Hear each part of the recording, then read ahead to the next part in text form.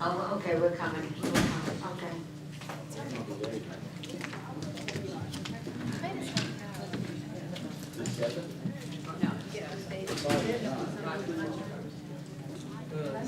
All right, let's rock and roll. That clock is fast.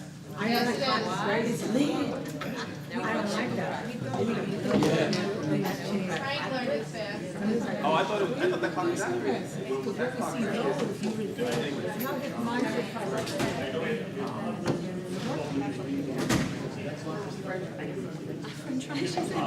Those French fries, yes.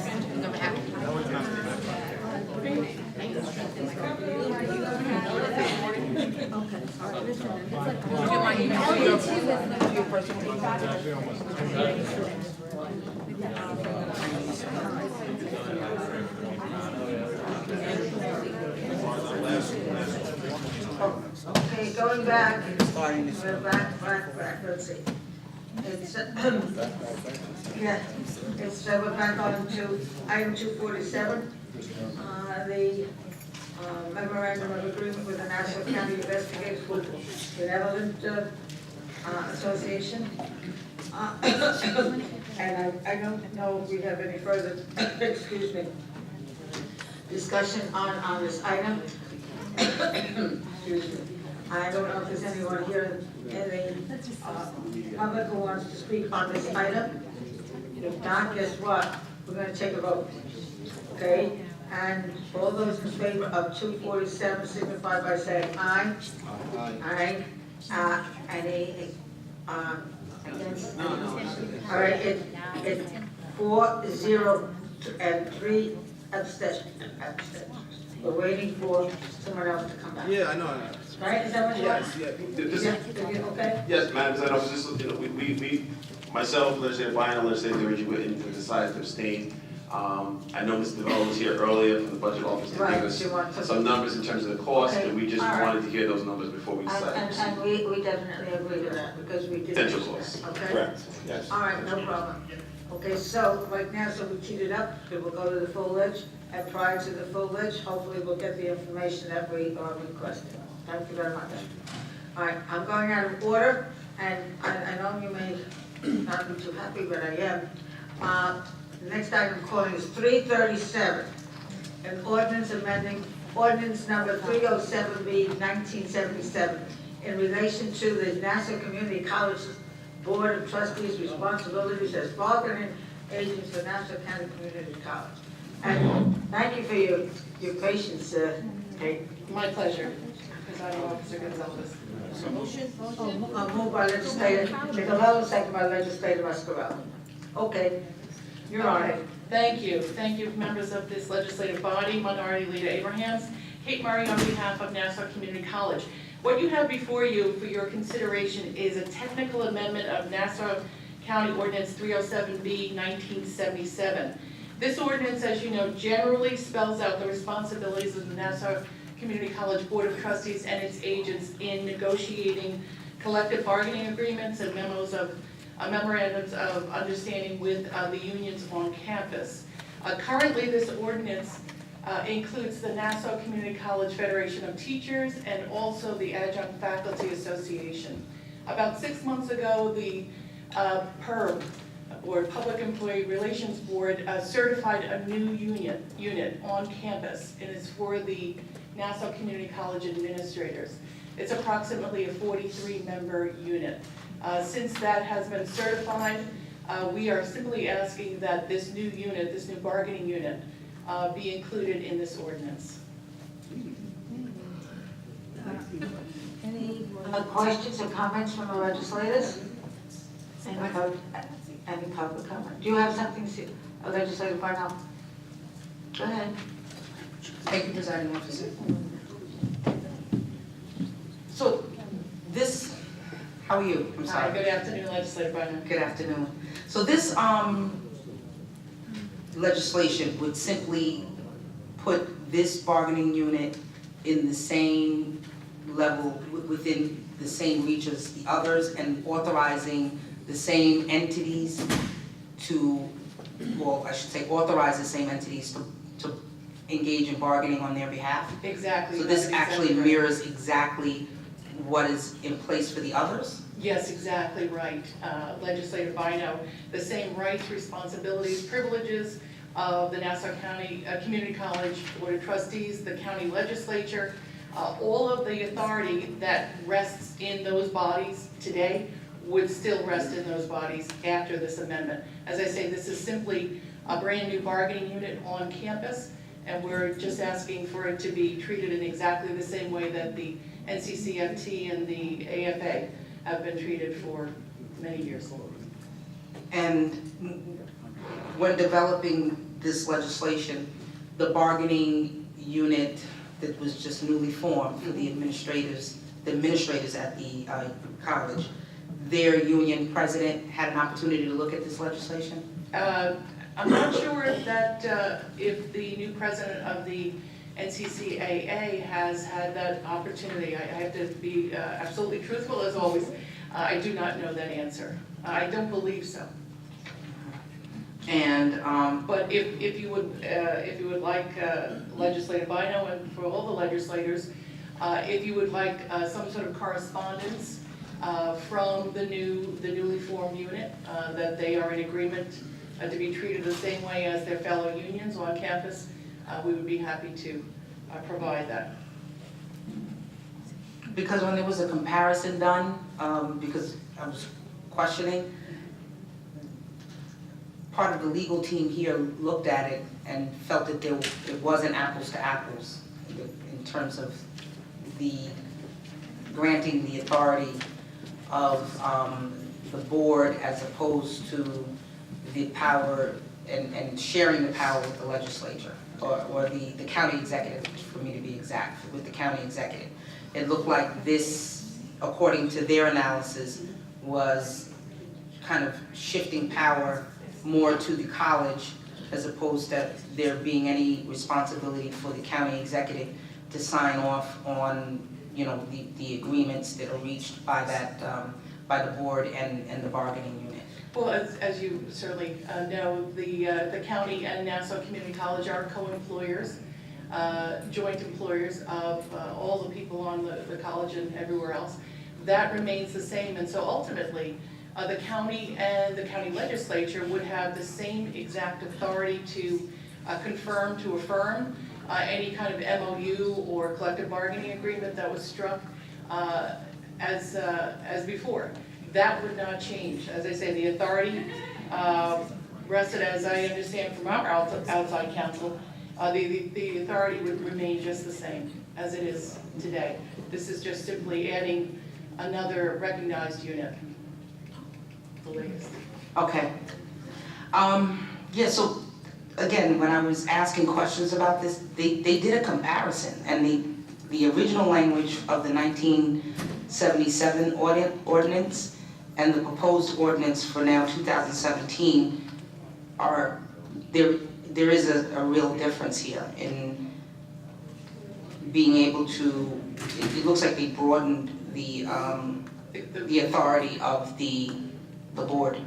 If there is a perception that it's broadened, it would be based on what has actually been happening for well over a decade. In fact, on the ground, the county executives, in a bipartisan manner, have not entered into any kind of specific negotiations with the bargaining units on campus for many years. And so that would continue from our perspective. That would continue with this ordinance. We're not looking to expand the powers of the college, but to be more reflective of it, what actually happens on the ground with regard to negotiating the contracts with the NCCFT and the AFA, and now hopefully with the NCCAA, the new administrators union. You know, because it not only does it give them the ability to engage in the negotiations, it also then gives them the authority to administer the contract. So it looks like they're really, What happens. yeah, there's something here that it's really not apples to apples. So I believe that the unions that are I guess governed under the 1977 ordinance Yes. would not be dealt with the same way unless you're telling me that the ones from, what I thought I heard you say, and correct me if I'm wrong, is that basically what has been happening on campus mirrors what you're saying is in this 2017 ordinance. Yes, exactly, that's exactly what I'm saying, and But oh, let me just finish So my sorry. train of thought. yes, But technically, if there were to be some pushback from the union as to how they're being dealt with, the unions that are governed under the 1977 ordinance would potentially have a different legal argument than the union under the 2017 ordinance. So I think that if we're saying that they're gonna mirror each other, I think the language and the intent has to mirror each other, because the intent of the 2017 ordinance is clearly broader than, and it grants some additional authority as opposed to what's in the 1977 ordinance. And I have a concern about that. And even based on, I think we need to look at that based on what education law says is appropriate. And then, ultimately, the concern would be that with middle states being involved and their concern about governance right. and board, acceptable behavior by the board, I wonder if they would in fact have a problem with this change in the ordinance for this new bargaining unit and it not mirroring what is in place for the other unions. Well, And- actually I'm sorry. No, go ahead. So sorry. Go ahead, no. Don't mean to interrupt or No. step on toes at all. I think our feeling was quite the opposite, that we wanted to add this new bargaining unit to this ordinance so that all three bargaining units on campus, FT, AFA, and now the AA group, that they would stand on the same footing, that they would be part and parcel of the same exact ordinance, so that there wouldn't be any disparate treatment between one bargaining unit and the other. And that's why we simply wanted to add this new bargaining unit to the two that are already existing, so that everybody is on a level playing field. That was our impetus. Right. So, but I think we don't actually achieve it because we added some language in here to mirror or to basically illustrate what's currently happening. So instead of making it a best practice, because that's basically what it is now, the way you're engaging with the folks in the 1977 ordinance, that's a best practice, the way you're engaging with them now. You're making it an actual part of the law, right? And so it's not mirroring apples to apples. I really think we need to look at this to ensure that there isn't any disparity in how we're treating the unions. Yeah, because And- that's exactly the opposite of what our goal was. By adding the new unit, we wanted all three units to be housed and codified in the same exact ordinance, so that everybody was on the same playing field. That was our intent. So I think there are some concerns, that need to be dealt with before this is really called for a vote. And before I ask for this to potentially be tabled, I want to ask you if there's any urgency or any timelines associated with this, and so that we're fully aware of how we need to proceed to move, to assist the college in moving forward.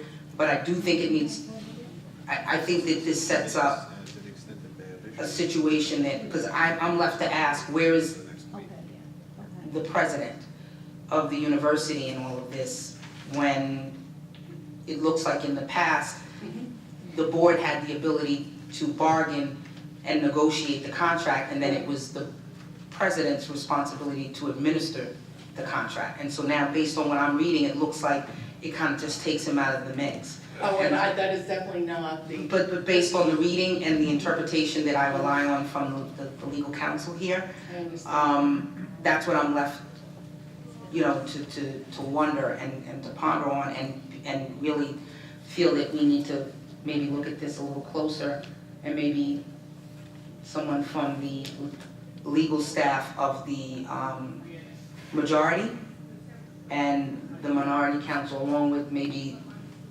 whoever draft, Our outside counsel. could come together and maybe clarify. Presiding officer, I think that's really what would be beneficial at this time. Thank you. Since this goes on to the full-fledged, my question is that this is an amendment to the ordinance of 1977 to include this particular group. Am I right? You're exactly right. Okay, now, I know you have questions, you have concerns, and we could probably address those concerns before the September 25th meeting. So we tee this up so that we can go forward on September 25th. Is it okay with you, Legislator Bynum? We'll get our questions. I'll be forced to abstain based on the fact that we're moving forward. Okay, okay, that's your privilege, okay? All right, okay, so if there are no other comments regarding this particular piece of legislation, any public comment? I don't believe so. I'm going to ask, thank you, Ms. Murray. If it would help this legislative body move to where they need to be, their comfort level, Yes, I can certainly have our outside counsel provide a memo yes, to all of the members of the legislature, and hopefully that would raise some comfort levels. okay, that would be a good idea. Presiding officer, may I ask who your counsel is? Yeah, John Gross. Okay, and he'll make himself available if there's questions from Okay. our legal counsels here. Okay, thank you. Absolutely. Thank you. Absolutely. Okay, all right, there'll be no other discussion. All those in favor of item 337 signify by saying aye. Aye. Any opposed? And, okay, and there are 4 and ayes and We will get that 3 memo to you all. 3 Thank you. abstentions. Okay, you hear that? There are 3 abstentions. And we need that information, Kate, okay, see what we can do. All right, now I'm going to go on to item 309, which is an intermunicipal agreement with the town of Hempstead in relation to providing a vehicle seized under the asset forfeiture law to the town. Moved by Legislator Schaefer, second by Legislator Mascarella, and I know we have the. Hi, Lieutenant Greg Stefano. Item 309 of 17 is an intermunicipal agreement between the county and the town of Hempstead to allow the transfer title of one seized vehicle to the town of Hempstead. This was a joint investigation done with the police department and the investigations unit of the town of Hempstead. And the items that was seized from this investigations, that this was the equitable sharing agreement, this was their item that was seized. So we're transferring it to them to, per the agreement. Any questions or comments from the legislators? Any public comment? There being none, all those in favor of item 309 signify by saying aye. Aye. Any opposed? Okay, the item, did you say nay? Item passes 4-3. Thank you very much. Thank you. Thank you. The next item is item 327, a resolution authorizing the county executive to execute an intermunicipal agreement with the Hicksville Fire District in relation to obtaining a fire prevention trailer. Moved by Legislator Corella, second by Legislator Mascarella. Okay, who's going to talk to us about this one? Madam Chair, this is a CRP for legislators, Okay. and All right. indicates, this is for, was it Hicksville, I think? Hicksville. Yeah, Hicksville Fire. Hicksville, Okay. a fire prevention trailer. Okay, all right. Any questions or comments to Mr. Becker? I just have, What? a question. Sure, go ahead. Comment, maybe. Go ahead. Thank you, man. So I know this. How are you, Fran? Very good. I guess it's probably not really a question for you, and obviously, we want to see all the CRPs go forward. And I know this is a CRP for Legislator Schaefer and Legislator Walker, who share this CRP, and it pains us to get to this point where we have to continue to remind everybody that the county is made up of all our legislative districts, and we want to see all the CRPs go forward. And lately, we've been forced to vote against these CRPs because we haven't seen that balance in the districts to this side. So unfortunately, until we get some type of level of understanding, that CRPs for all taxpayers, regardless of where they live, will go forward, we're gonna have to be forced to vote against these CRPs. No problem.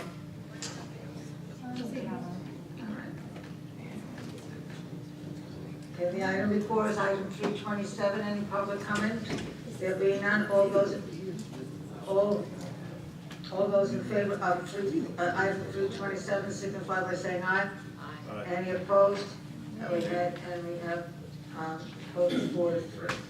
All right, the next item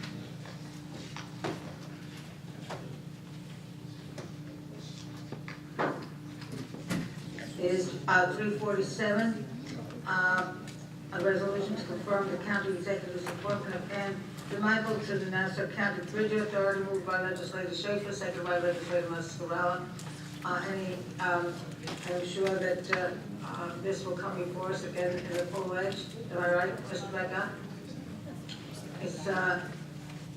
Are you here to speak on behalf of Ann DeMichael? I am, Madam Okay. Chair, Go ahead. and I think Ann Michael is well known to many of us here, and she will be present at the full ledger meeting for anybody who would like to Okay, that sounds good. All right. ask any questions there. Okay, all right. Any public comment regarding item 347? There being none, all those in favor of item 347, I signify by saying aye. Did you have a question? Oh, okay, just caught us right in between, go ahead. I just want to put on the record that this is not a paying position, is that No. correct? So it is not being paid No. out? No money involved here. Okay, okay, all those in favor of item 347 signify by saying aye. Aye. Any opposed? It's unanimous. Okay, We like it. you like that? Okay, that's good. Oh, no.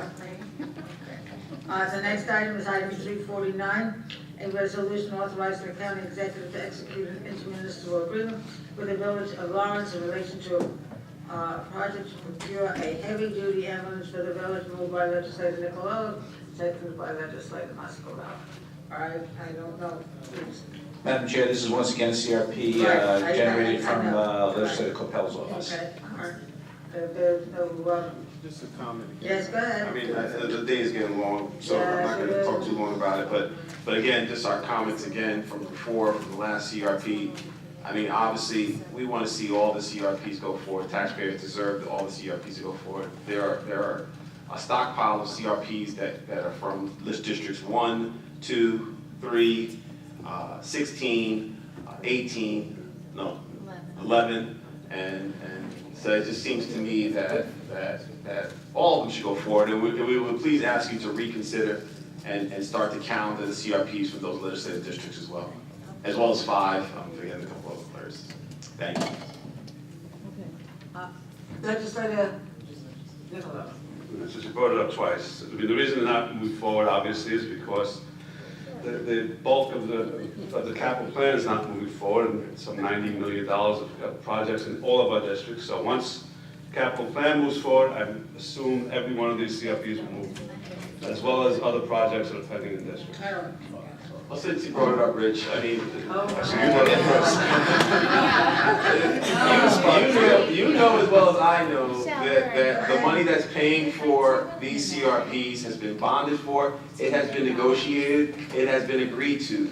The only reason the county executive would ever consider doing any of the IMAs for any of these particular projects is because we had an agreement. We all went upstairs and we were on the 4th floor when we announced that agreement, which was in conjunction with paying tax assurance over a 3-year period. We kept up our side of that agreement.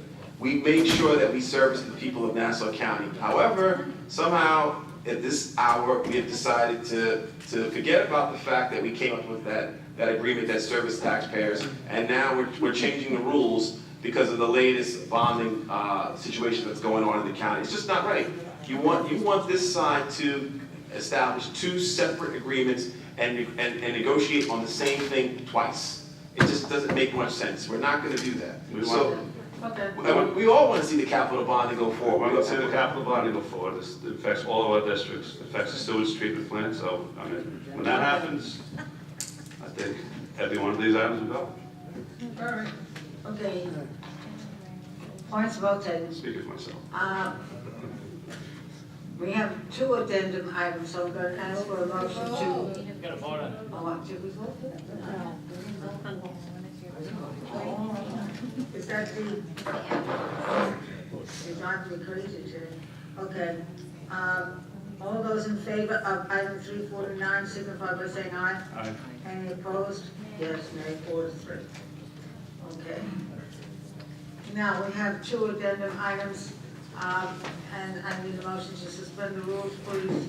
Moved by legislator Schaefer, seconded by legislator Nicolella. All those in favor of suspending the rules signify by saying aye.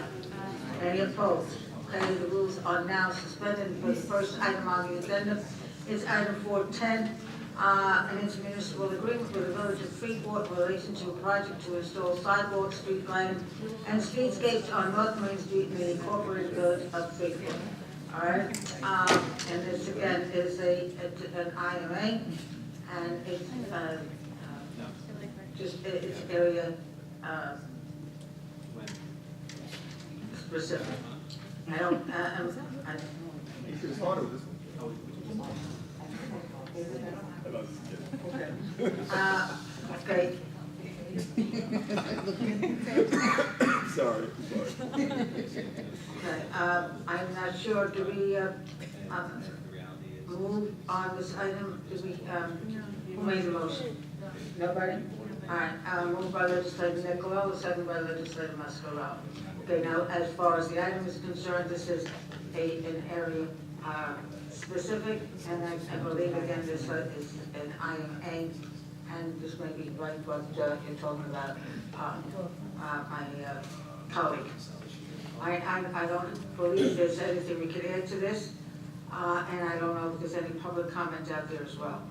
But there being none, guess what?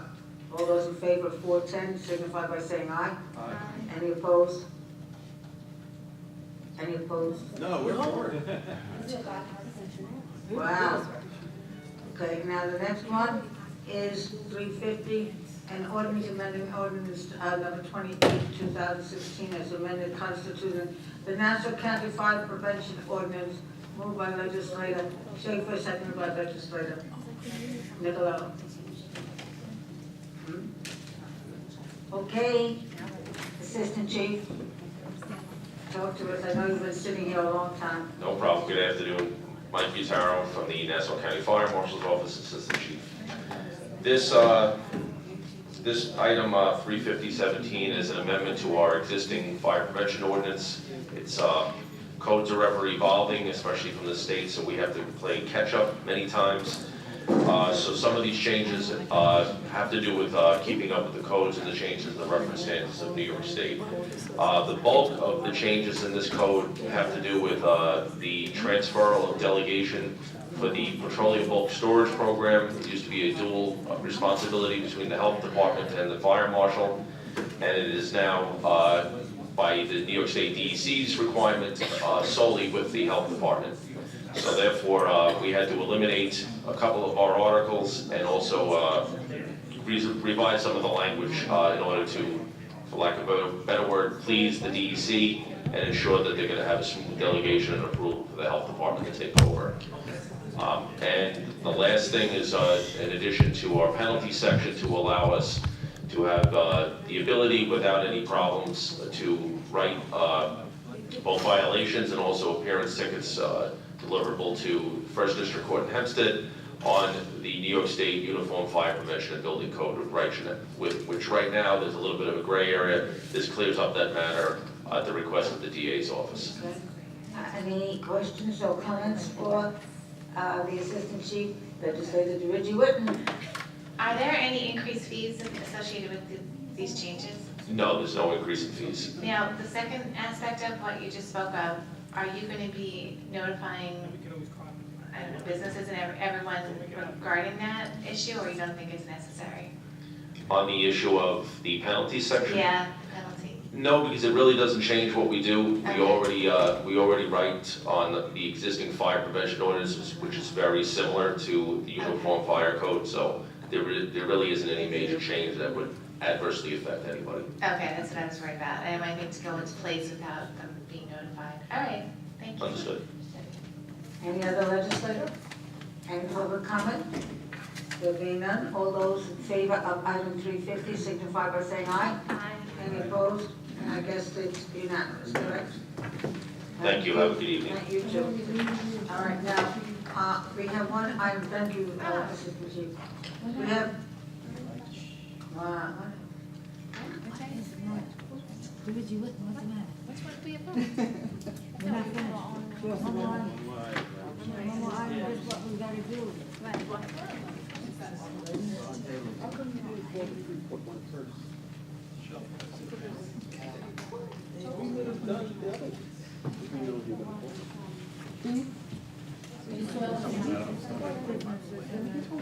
Just saying.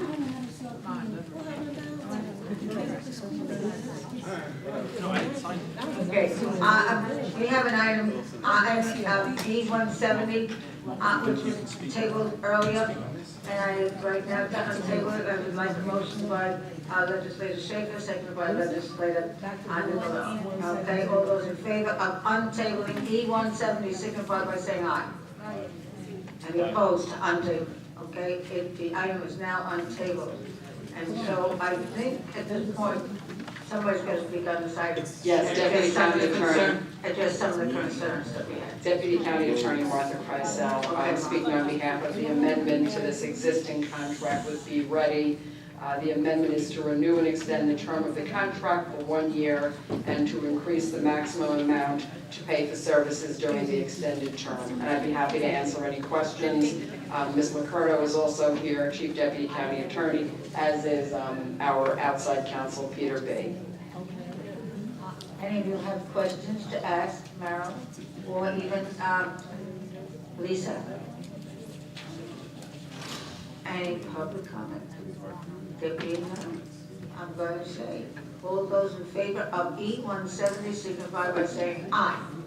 Any opposed? Okay, the item passes 4-3. Okay, now this one. Mr. Butnick, I know you had a number of items here that you wanted to talk about, but I'll give you, and since we've gone through all of them, you can get up and say your piece.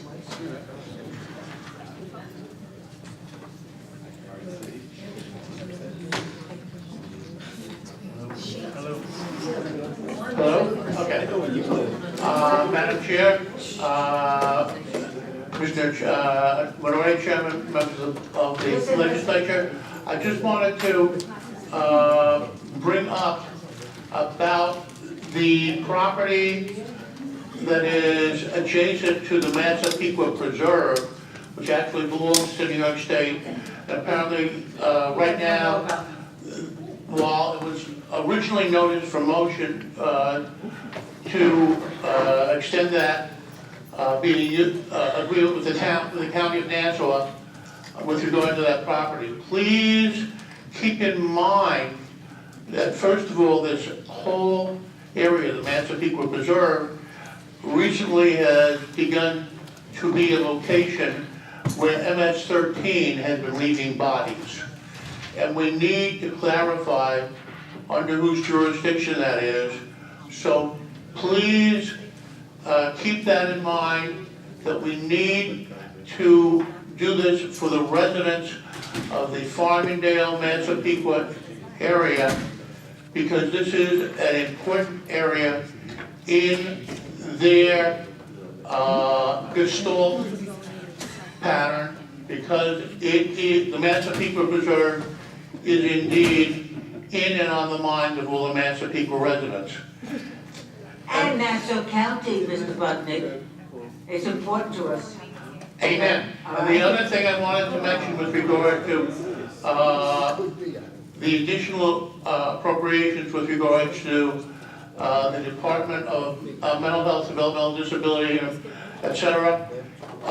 We are still experiencing a horrible blight upon our entire county, not to mention the rest of this country, because of the heroin and related epidemics.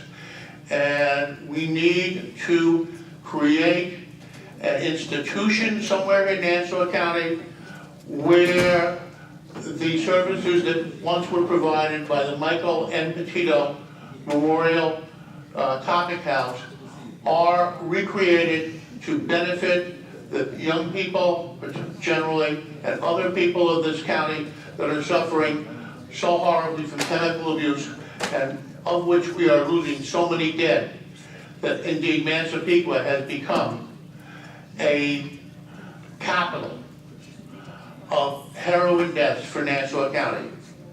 Thank you and God bless you. Thanks for putting up with Bless you too, John. Motion to adjourn, please. Moved by legislator Schaefer, second by legislator Nicolillo. All those in favor signify by saying aye. Any opposed? Okay, we are now adjourned. See you later. I'm coming. Oh, okay. Have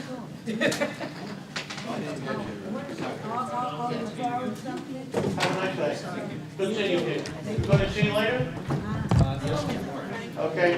I'm going to explain what you wise choice of which one.